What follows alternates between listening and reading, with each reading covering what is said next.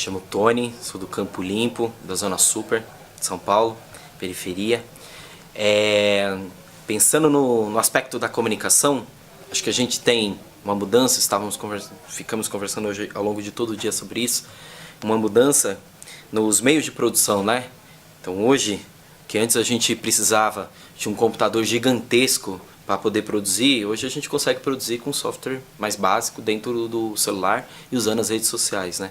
Então as próprias dinâmicas das redes sociais, tanto Facebook, Instagram, Twitter e coisas do tipo, consegue, digamos assim, minimamente garantir que você possa poder participar da produção de conteúdo, da geração de conteúdo dentro dessas mídias.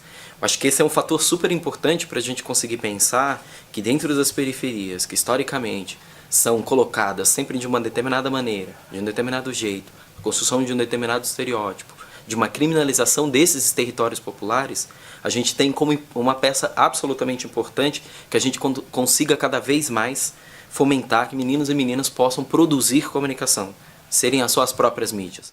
Então, a gente tem cada vez mais uma necessidade de que meninos e meninas cada vez mais possam ter acesso a meios de produção de comunicação, né?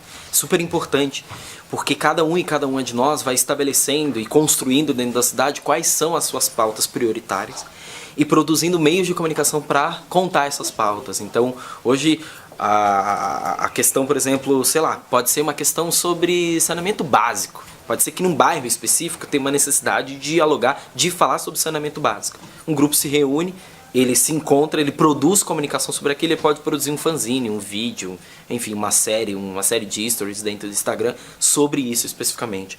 Então acho que é super importante, para mim é muito forte, que todo, sei lá, para mim todo projeto poderia ter, seria super importante que tivesse um estudo de comunicação comunitária, saca? Para entender como essa comunidade dialoga, como ela se comunica, como ela produz comunicação, quais são as características da comunicação, porque esse veículo de comunicação tradicional não consegue dialogar sobre isso. Uma prova é sobre o exemplo da crise que a mídia tradicional chama de restrição hídrica e que eu chamo de falta de água, que historicamente sempre foi isso, né?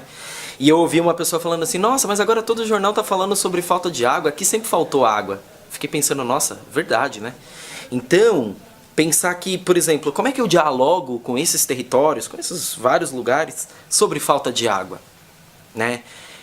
Eu não dialogo falando nessa linguagem técnica, porque eu não tenho repertório técnico para falar sobre isso. Eu preciso falar o direto. O direto é o seguinte, o que significa você ficar sem água das 2 da manhã até as 7 da manhã?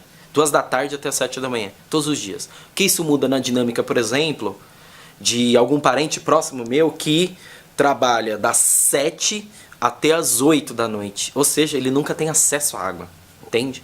Então acho que os meios de comunicação das periferias, eles ajudam a pautar o que a gente, sei lá, o que eu tenho chamado muito de mundo real, assim. Esses problemas desse mundo real, desse cotidiano.